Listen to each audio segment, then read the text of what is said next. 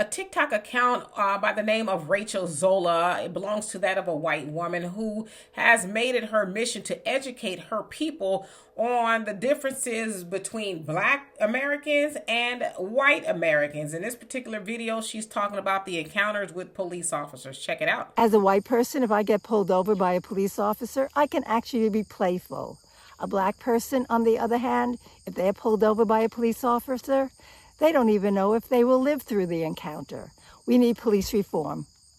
So as you saw her say there, for lack of better words, she could be playful, right? As a white woman with the police officers, but Black people not so much, because oftentimes Black people do not survive police encounters, or we end up getting locked up or roughed up or something like that, because we know that has been said that police officers are often judge, jury, and executioner all on the spot, right? They can make that decision about your Black life.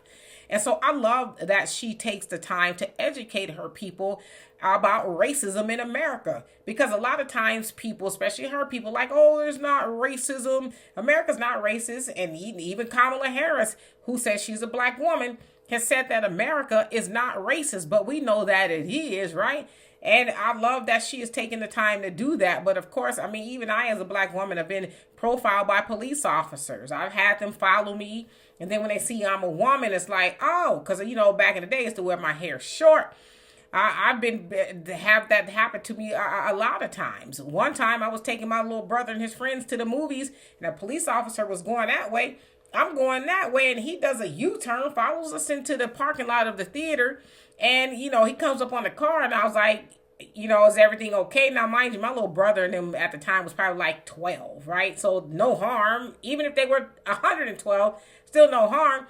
But when he saw that it was a Black woman with a bunch of kids in the car, then he was like, oh, you know, I thought your license plate, or, you know, something silly. Is like, just say you profiled us and move on. You know, I'll be all right with that, right?